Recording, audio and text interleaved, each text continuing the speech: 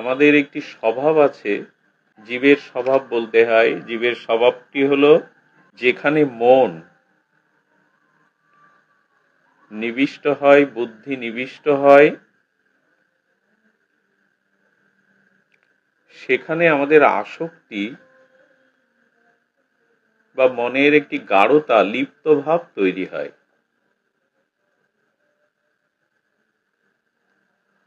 নিবশ্যসি মর্জেব, মানুষের মন যেখানে নিবিষ্ট হয়, বুদ্ধি যেখানে নিবিষ্ট হয়, মনের লিপ্ততা অর্থাৎ মনের গাঢ় আসক্তি সেখানেই আসে। দৃষ্টান্ত স্বরূপ স্বামীজি বলছেন গীতা ভাষ্য বা টিকাতে, যে সূচের ছিদ্রের পিছনে সুতোগুলো ধাবিত হয়, আর যতক্ষণ সেই সূক্ষ্ম সূচের ছিদ্রের মধ্যে সুতো ধাবিত না হয়, ততক্ষণ সে তার পিছনেই তো খুঁজে বেড়ায় প্রবেশের জন্য। মনের বিষয়টাও তাই। মন আমার হরি নামে যেতে চায় না, ভগবানে যেতে চায় না। এইসব কথার মূল কারণ, মন নিবিষ্ট হয়নি, মন লিপ্ত হয়নি, মনের আসক্তি ভগবানের প্রতি আসেনি। সুতোটা যেমন সূচের পেছনে পেছনে যায়, মন আর বুদ্ধি যাকে দেওয়া যায়, সেই লিপ্ততা বা আসক্তির কারণে মন তার পেছনে পেছনে ছুটে বেড়ায়। আসক্তি কিভাবে নিয়ন্ত্রণ করে তার একটি দৃষ্টান্ত জলজ প্রাণী মৎস্য বা মিনকে দেয়া হয়েছে। মিনকে উদ্দেশ্য করে দেয়া হয়েছে। দেখবেন, মা মাছগুলি যখন মাছের ছোট ছোট শাবক বা বাচ্চাগুলি জলে পাড়ে বা জলে সৃষ্টি হয়, মা মাছ থেকে ছোট ছোট ক্ষুদ্র মাছগুলি যখন সৃষ্টি হয়, মা প্রসব করে, তখন ছোট ছোট মাছগুলি অগ্রে দিয়ে সেই মা মাছ পিছনে ধাবিত হয়। লক্ষ্য করবেন, জলাশয়ে যেখানে ছোট ছোট মাছগুলি ঝাঁক বেঁধে চলছে, ওই ছোট ছোট মাছগুলির যে মা, সে পেছনে ধাবিত হয়। আবার মাছগুলি বড় হয়ে গেলে কিন্তু ওই নিয়ম থাকে না। মা তো মাতৃস্নেহের কারণে, প্রতিটি প্রাণের মধ্যে মাতৃস্নেহ আছে তার মতো করে স্ব। তো ছোট ছোট মাছগুলি এঁকে বেঁকে আঁকা বাঁকা তরঙ্গায়িত স্রোতে চলে, মা তার পেছনে চলে। তার কারণ ওই যে আসক্তি তার বাচ্চাগুলির দিকে ধাবিত করায়। ওই যে মায়ের স্নেহ আসক্তিটা বাচ্চাদের প্রতি আছে, তো ধাবিত করায়। ঠিক তদরূপ আমাদের মনের আসক্তি বা বুদ্ধি যেখানে লিপ্ত, নিবিষ্ট হয়, মন স্বাভাবিকভাবে সেখানে যায়। বাজারে গেছেন, বাজার করা দেখে বোঝা যায় কার কার প্রতি কতটুকু আসক্তি আছে। আমার বাড়ির প্রিয়জন যা খেতে ভালোবাসে, আমি সেটা কিনবো কিনা। আমার বাড়িতে যদি কোনো নাতি নাতনি থাকে, তার জন্য সে যেটা চকলেট মিষ্টি ভালোবাসে, সেটার দিকে মন যাবে কিনা? কথা বলুন, যাবে কিনা? কেন যায়? যিনি আমার, যার প্রতি আমার মন বুদ্ধি রয়েছে, তার প্রিয় জিনিসটির দিকে বাজারে গেলে চোখ পড়ে। আচ্ছা, যদি কোনো শুদ্ধ ভক্ত রাধারানী গোবিন্দ চরণে নিবিষ্ট হয়, তাহলে তার বাজারে গেলেও গোবিন্দ যা পছন্দ করেন, রাধারানী তাই কেনার মন যায়। বাজারেই বোঝা যায় তার রুচি কার দিকে। এই জন্য ভগবানে আমার আসক্তি আসে না, ভগবানের নামে রুচি আসে না, চোখে অশ্রু আসে না, মন যেতে চায় না। এর মূল কারণ, যে মন বুদ্ধি স্বয়ং বা ভগবানে আমাদের এখনো আসক্তি বা লিপ্ততা আসেনি। এর একটা কারণ হলো, অনেক অনেক জন্মব্যাপী, বহু বহু জন্মব্যাপী এই সংসারে থাকতে থাকতে সংসারের প্রতি, দেহের প্রতি, স্ত্রী পুত্রের প্রতি এটা কত জন্মের আসক্তি। আমাদের পূর্ব অতীত বিস্মৃত হয়েছি আমরা, মৃত্যু আমাদের ভুলিয়ে দিয়েছে গত জন্মটা, অতীত জন্মটা। তো অতীত জন্মে তো এমনি করেই কোটি কোটি বার স্ত্রী পুত্র পরিজন সংসার দেহ গিয়ে আসক্তিতে ছিলাম, সেই অভ্যাসটা সহজে যায়? যতই হরিকথা শুনি, মন্দিরে আসি, ওটা কোটি কোটি জন্মের ওই স্ত্রী পুত্র দেহ ধন সম্পত্তির প্রতি একটা প্রগাঢ় আসক্তি রয়ে গেছে। এই জন্য মনের স্বাভাবিক গতি এই দিকে। দেখবেন স্বর্ণকার উৎকৃষ্ট ধাতু সোনাকে যেমন অ্যাসিডে দেয়, বিশুদ্ধ করার জন্য অগ্নিতে নিক্ষেপ করে, তার কারণ সোনার মধ্যে, এই উন্নত ধাতুর মধ্যে কিছু খাদ থাকে, তো সেটা অগ্নিতে তদাত্ম করে বা অ্যাসিডে তদাত্ম করে, এই জন্য যে ওর খাদটা যাতে চলে যায়। তো তেমনি আমাদের ভিতরে অনন্ত জন্মের দেহ গেহ স্ত্রী পুত্রের প্রতি যেটা বলবো সাংসারিক আসক্তিরূপ খাদ মিশে গেছে, এই খাদটা আলাদা করতে গেলে কি হতে হবে? সোনার বা সুবর্ণের খাদকে মুক্ত করতে গেলে, বিজাতীয় ভাবকে মুক্ত করতে গেলে কোথায় দিতে হবে? দিতে হবে কোথায়? অ্যাসিডে বা অগ্নিতে। এমনি আমাদের যে অনন্ত জন্মব্যাপী দেহ সংসার স্ত্রী পুত্র এর প্রতি যে আসক্তি আছে, এটাও বিজাতীয় ভাবটা ছাড়াতে গেলে একমাত্র হরিনাম হরিকথা সাধু সঙ্গেই ডুবাতে হবে। এই জন্য লক্ষ্য করবেন, যতক্ষণ হরিকথাতে আমরা মগ্ন থাকি বা হরি বাসরে থাকি, যতক্ষণ শ্রদ্ধালু আমার থেকে উচ্চ সম্পন্ন ভক্তের সঙ্গের পাশে বসে হরিকথা বা হরিনাম করতে থাকি, ততক্ষণ মনের গতি ভগবানের দিকে স্বাভাবিক থাকে। এর কারণ ওটাই, অ্যাসিডে অগ্নিতে সোনাকে খাদ মুক্ত করা হয়, আর ভগবানে মনোবুদ্ধি অর্পণ করলে, মনের আসক্তিটা হরিকথা হরিনামাতে অর্পণ করলে ওই যে সাংসারিক খাদটা সেটা চলে যায়। এখন তো গেছে, আছে কি সাংসারিক বিষয় চিন্তা কাজ করছে, কিন্তু এখান থেকে চলে গেলে আক্রান্ত করে। এই জন্য ভগবান বলছেন সঙ্গ সর্বদা করো। এখান থেকে উঠে গেলেই সঙ্গ শেষ হলো, এই মনে করাটা বোকামি, অল্প বুদ্ধিটা। বরঞ্চ এখানে এসে সঙ্গ শুরু হলো।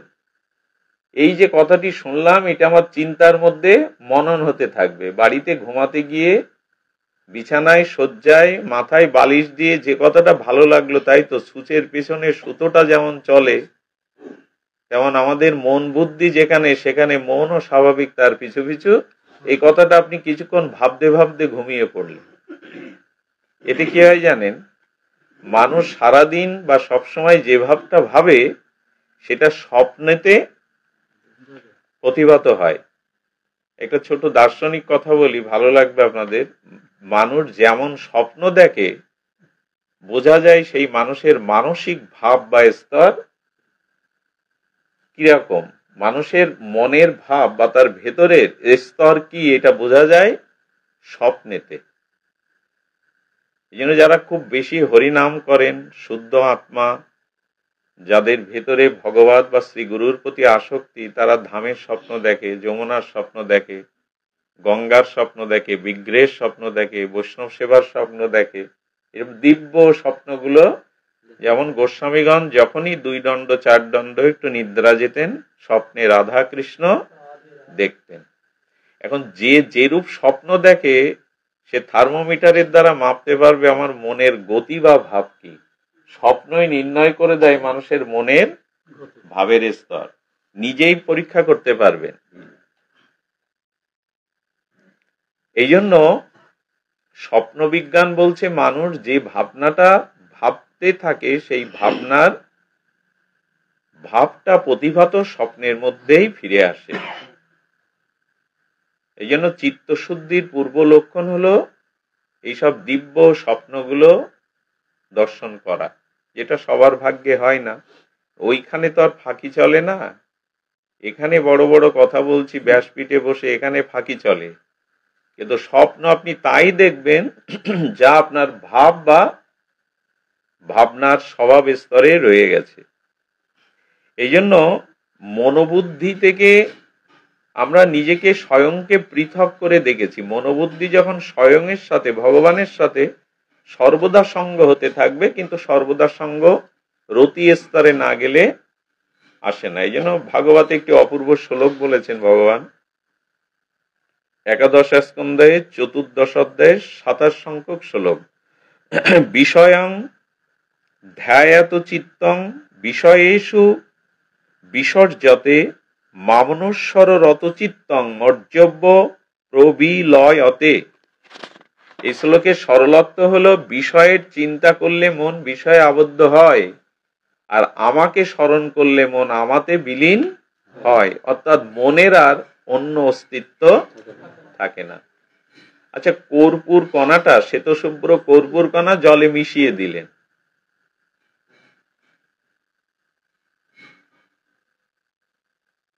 জলে মিশিয়ে দিলে কি হয়?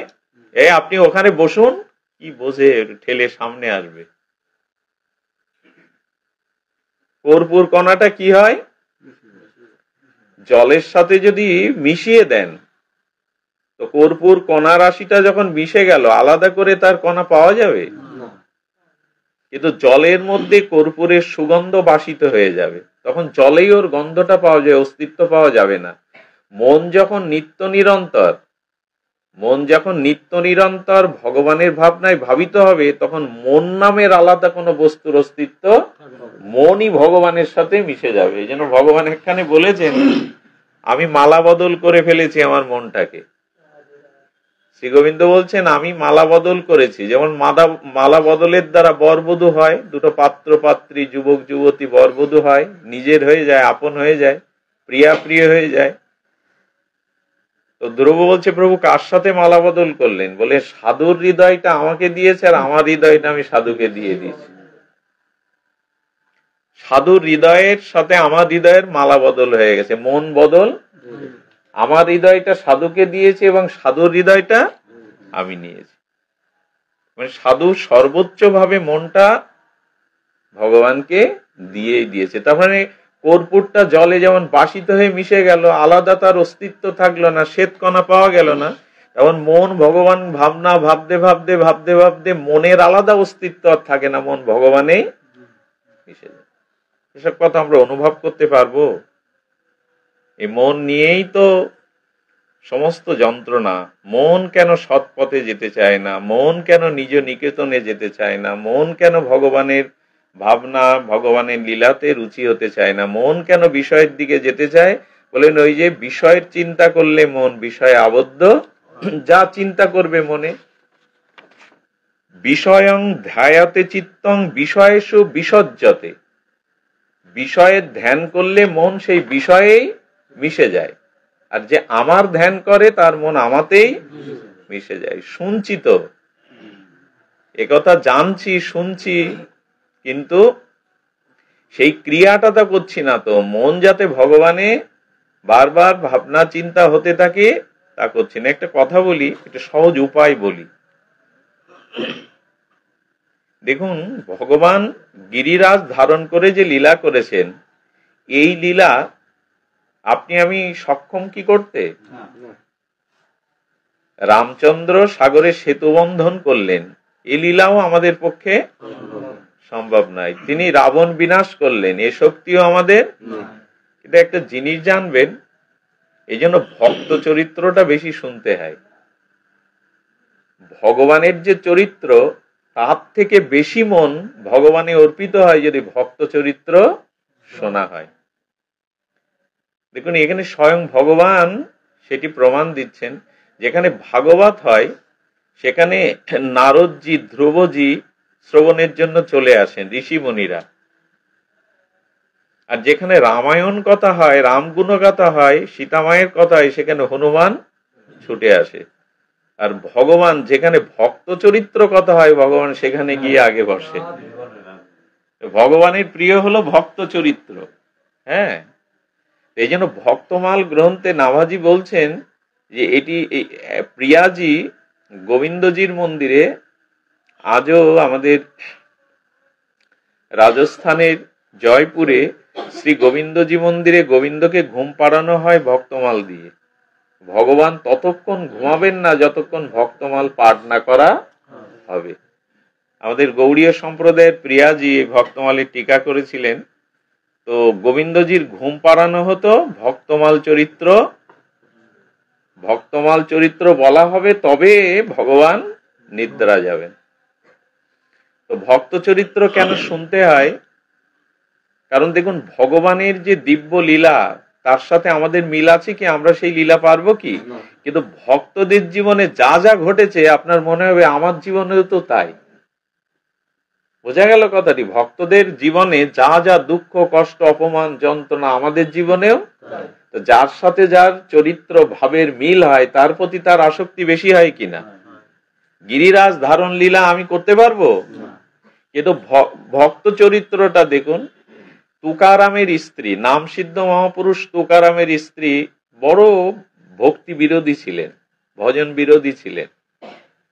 তো স্বামী বসে বসে শ্রীরাম জয়রাম সিয়ারাম জপ করতেন, সাধুদের নিয়ে বসতেন। দুতলা কুঠির, উনি রাগে পড়ে নিচে কাপড় না কেচে কাপড়ও উপরে কাচতেন ওনার মুখ দেখবে না বলে। কাজ নেই, পড়ে পড়ে জয় সিয়ারাম সাধুদের নিয়ে বসে আছে। এবং কাপড় কাচতে কাচতে এত রাগ হয়ে গেছে, সেই কাপড়ের ময়লা ধোয়া জল ওনার মাথার উপরে ফেলে দিয়েছে রাগে পড়ে। তো পাশে সাধুরা ছিল, তারা বলছে জল, হ্যাঁ জল কোথা থেকে আসছে? বললো মেঘ হয়েছিল, তো এই যে রেগে মেঘে জল ফেলেছে, মেঘ হয়েছিল, বিদ্যুৎ চমকেছে, তার থেকে একটু বৃষ্টি এসে পড়েছে, আপনারা বসুন। আচ্ছা, এই চরিত্রটা যখন আমরা শুনলাম, আমার স্ত্রী যদি এমন স্বভাবের হয়, এই চরিত্র কথা শুনে আমারও মনে হবে দু একটা কথা সহ্য করি না। তুকারাম তো সহ্য করেছেন, তুকারামের জল ফেলেছে মাথায়, সেই কাপড় ধোয়া জল। তো বলছেন আকাশে মেঘ হলে একটু বিদ্যুৎ চমকায়, মানে রাগ করেছে, তো রাগে বিদ্যুৎ চমকালে তারপর একটু বৃষ্টি হয়, তাই হয়েছে। এই চরিত্রটা আমরা যখন শুনি মনে হয় আমাদেরও জীবন তো এমন, মেনে নেই না। এই জন্য ভক্ত চরিত্র শুনলে কি হয়, সেই চরিত্রের সাথে আমাদের জীবনের সুখ দুঃখ জড়ানো থাকে, মান অপমান জড়ানো থাকে। সব ভক্তের চরিত্রে দেখবেন তারা অপমান সয়েছে, দুঃখ সয়েছে, অনেক প্রতিকূলতা গেছে। তাদের জীবন যে প্রথমে ভক্ত জীবন ছিল তাও না, রত্নাকরের মতো থাকতে পারে, জগাই মাদায়ের মতো থাকতে পারে। এই জন্য ভক্ত চরিত্রের সাথে আমাদের কোথায় একটা মিল থাকে। এই জন্য ভক্ত চরিত্রটা বেশি করে আস্বাদন করা হয়, এই জন্য যে আমাদের জীবনের সাথে এটা অনেকটা জড়িত। এই জন্য ভক্ত চরিত্রটা আমাদের বেশি করে শুনতে হয়। যেমন এক ভক্ত চরিত্রের কথা আমরা একটু ভক্তমাল থেকে আস্বাদন করি। সেটি হলো, একজন রাজা ছিলেন অন্তর্নিষ্ঠা।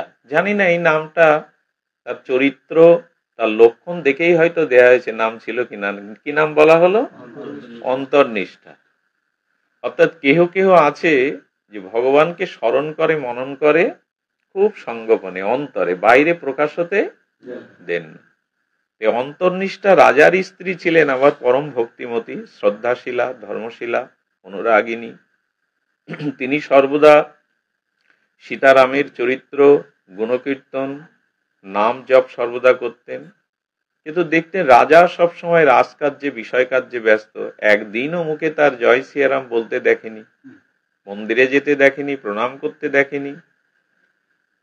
তো রানীর বড় খেদ, বড় আক্ষেপ, বড় দুঃখ।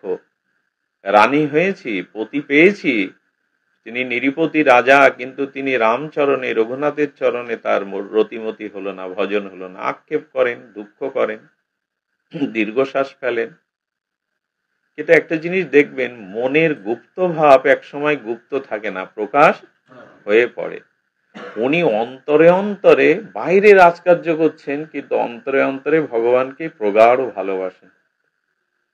রাজারানী শয্যায় শুয়েছে, গভীর রাত্রে রানীর ঘুম ভেঙে গেছে একটি শব্দে। এই শব্দটা কি জানেন? সেই অন্তর্নিষ্ঠা রাজার মুখ দিয়ে বেরোচ্ছে, হে রাঘবেন্দ্র, কবে আর আমাকে ডাকবে? হে রাঘবেন্দ্র, হে রাজীবলোচন, কবে আর তুমি আমায় ডেকে নেবে? যেই এইরকম আটটিতে দেখছে তার চোখে জল, লোমকূপগুলো খাড়া দিয়েছে, অষ্টসাত্ত্বিক ভাব বিকারে বলে চলেছেন, হে রাঘব, হে রাঘবেন্দ্র, কবে আর আমায় তোমায় করবে? কবে আর আমাকে তোমার করবে? এই বারবার বলছে, আর দেখছে শাস্ত্রে যে অষ্টসাত্ত্বিক বিকার ওনার মধ্যে সেটা ফুটে উঠেছে। রানী লাভলেন, নৃত্য করতে লাগলেন, আনন্দে দুহাত তুলে রামচন্দ্রকে সাধুবাদ দিতে লাগলেন। আমার প্রতি ভেতরে ভেতরে তার এত নিষ্ঠা, এই অষ্টসাত্ত্বিক বিকার তো আমার স্বপ্নেও আসে না কখনো। অশ্রু পুলক শ্বেত কম্প। উনি ভোর 3টে স্নান করলেন, স্নান করে মন্দিরে মঙ্গল আরতি দিলেন, মঙ্গল আরতি দিয়ে সেই প্রদীপ নিয়ে ভোরবেলা রাজাকে আরতি করছে, বন্দনা করছে, স্তুতি করছে, প্রসন্নত হচ্ছে। বললেন, রানী এমনটা তো তুমি করো না, আজকে কেন করছো? বলল, ক্ষমা করে দিন, আমি আপনার অন্তরের ভাব এতদিন ধরতে বুঝতে পারিনি। আপনি যে রঘুপতিকে হৃদয়ে বসিয়েছেন, সেই স্বপ্নের মধ্যে রঘুপতির শ্রীনাম মহিমা প্রকাশ হয়ে আমি আপনার মধ্যে যে অষ্টসাত্ত্বিক বিকার দেখেছি, তাতে আমি অভিভূত হয়েছি, নয়নে জল এসেছে, আমার সমস্ত হৃদয় পুলকিত হয়েছে। আর আজকে জানলাম আপনি অনেক অনেক উচ্চস্তর প্রভুর চরণাশ্রিত পরম ভক্ত। যেই শুনেছেন, রাজা বলছেন, কি শুনেছ আমার মুখ দিয়ে?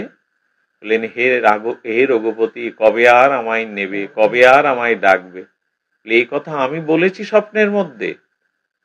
যেই বলেছে তখনই বললেন, আর নয়। যে প্রাণ অন্তরে রেখে দিয়েছিলাম, ভগবানকে উনি প্রাণ মনে করেন। আচ্ছা, প্রাণ যদি বাহিরে চলে যায়, সে মানুষ কি বেঁচে থাকে? আমি প্রাণকে প্রাণের মতো গোপনে রেখেছিলাম প্রভু তোমায়, আজকে সেই প্রাণ যখন বাহির হয়ে গেল, তখন তুমি আমায় নাও বলেই রাজা ওখানে দেহত্যাগ করলেন। তার মানে মন যদি এভাবে ভগবানে নিবিষ্ট হয়, বাইরে মানুষ না জানতে পারুক, যদি মনে মনেও এরকম নিবিষ্ট চিত্ত হওয়া যায় না, তো এমনি করে ভক্ত চরিত্র শুনলে কি হয়? তিনি তো রাজা, সমস্ত কর্তব্য কর্ম করেও হৃদয়ে কিভাবে প্রাণে প্রাণে তাকে রেখেছিলেন, প্রাণের প্রাণামকে ভেতরে কিভাবে রেখেছিলেন। তো এই জন্য ভক্ত চরিত্র শুনলে আমাদের, যেমন মীরাবাই, দেখুন একটা সহজ সুন্দর কথা স্মরণে এলো, আপনার মনোনিবিষ্ট হয়ে শ্রবণ করুন, কথার দিকে ধ্যান দিয়ে শ্রবণ করুন। মীরার জীবনে কখনো বলেনি, আমাকে এমন কেন করলে, আমার এটা চাই, আমি এমনি হলে আমি ভজন করতে পারতাম, এমনি হলে আমার ইচ্ছা পূর্ণ হতো। একটা জিনিস বলি, যারা ভগবত চরণে আশ্রয় নিয়েছেন, রাধারানীর ভজন করবেন, তারা ভগবানের ইচ্ছার প্রতি নিজের ইচ্ছাটাকে সমর্পণ করে বলুন, তোমার যা ইচ্ছা আমার জীবনে তাই হোক, এটা হলে ভালো হতো, ওটা হলে ভালো হতো, কেন তুমি আমাকে এইভাবে রেখেছো, এটা ভক্তের কথা নয়। তুমি যেমন করে চাও, যেমন করে পারো, আমাকে তেমন করেই রাখো। মীরা, আচ্ছা দেখুন, মীরা বিবাহ করবে কেন? মীরা তো জন্ম জন্মান্তরের গোবিন্দেরই, সে তো ব্রজের সখী।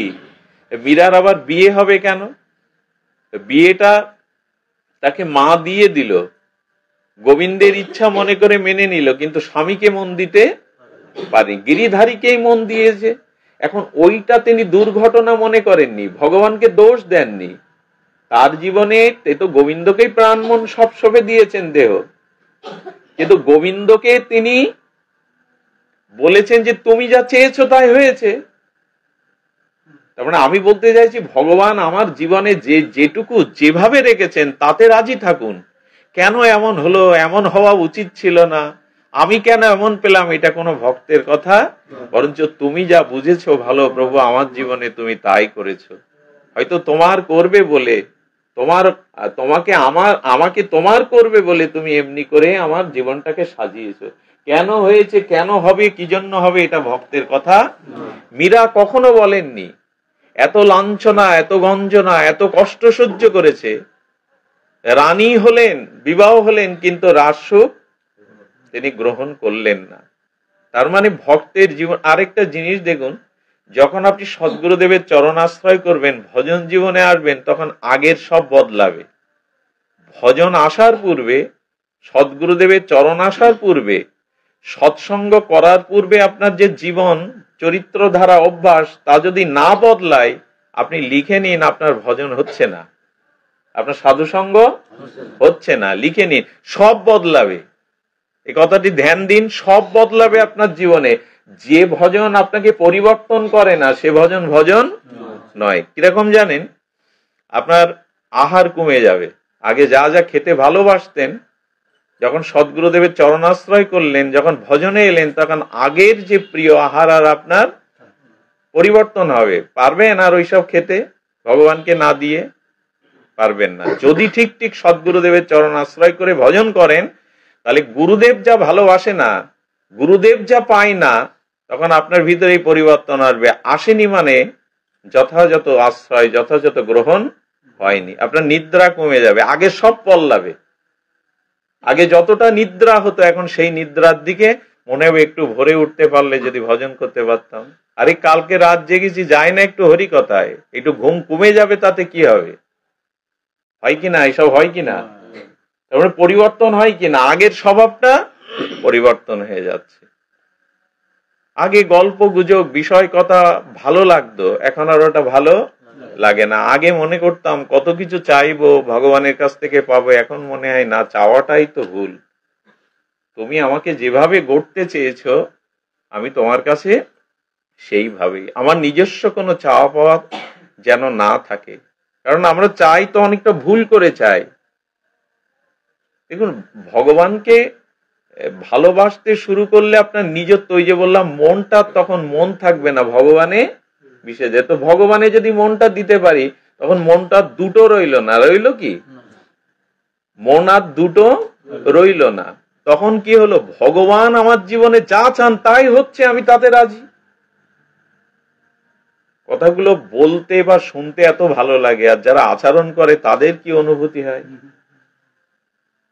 তুমি যা চাও তাই হোক, তুমি যা চাও তাই হোক। এই জন্য নিজের এই চাওয়া পাওয়া গুলো হিসাব ছেড়ে দিন। কেন প্রভু এমন হলো, কেন হবে, কেন আমার জীবনটা এমন হলো না, এগুলি ভক্ত ভগবানকে মন দিলে। মীরা কোনোদিন নিজের দাবি তোলেনি। ভিকারিনী মীরা, যোগিনী মীরা ব্রজের পথে পথে ঘুরেছেন, না খাওয়া না দাওয়া। জীবনে কখনো প্রশ্ন তুলেননি, মাধব গিরিধারী, আমার জীবন কেন এমন হবে? এই জন্য ভক্ত চরিত্র শুনুন।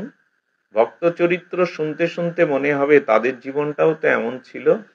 ধীরে ধীরে তারা এমনি করে তার রঙে রাঙিয়ে গেছে। তোমার রঙে হৃদয় আমার রাঙা। তুমি যেমন করে, আমার বাবা একটা প্রার্থনাতে দেখতাম, তিনি আহ্নিক করতেন 3 বেলা। তো সে কথাগুলো এখনো কানে বাজে, হৃদয়ে বাজে। কি আবেগ ভরা কণ্ঠ নিয়ে বলতেন প্রভুর সামনে, তুমি যা খাওয়াও তাই খাই, তুমি যা বলাও তাই বলি, তুমি যেভাবে চালাও সেভাবেই চলি। বাঁশি তো নিজে বাজতে পারে না, বাদক বাঁশিকে যেমন করে, এই যে এখন হারমোনি খোল কি নিজে নিজে বাজতে পারে? বাদক বাদন অনুগ্রহে তাকে বাজায়। প্রভু, আমি তোমার হাতের ওই খোল করতাল হতে চাই, বাঁশি হতে চাই, তুমি যেভাবে বাজাবে আমি সেইভাবেই যেন। একবার এরকম মনে বলে দেখুন, কষ্ট যন্ত্রণা আপনাকে আর বেশি ব্যথা দিতে পারবে না। এগুলো তখন মনে হবে তার কৃপা, তিনি চেয়েছেন তাই আমাকে এমন করে রেখেছেন। তখন আর আপনার এই হা হুতাশ করে মানসিক রোগ আসবে না, মনে প্রশস্তি পাবেন যে প্রভু যেমনটা চেয়েছে আমার জীবনে তাই হোক। আমার চাওয়াটা ভুল, আমার চাওয়াটা আমি জানি না আমার কিসে মঙ্গল। এই জন্য নিবশিষ্যসি মর্জেব, তুমি মনটা আমায় দাও। তাহলে মন আমাকে দিলে, মন আমাকে অর্পণ করলে, মনের আসক্তি এলে মনের স্বাভাবিক গতি ভগবানের দিকেই ছুটবে। তাই বেশি বেশি ভক্ত চরিত্র শুনুন, ভক্ত গুণগাথা শুনুন, এই ভক্তকথা শুনতে শুনতে মনের আসক্তি আসবে, আর আসক্তি এলেই সেই ভাবগুলি আপনার মধ্যেও ধীরে ধীরে প্রকাশ হবে।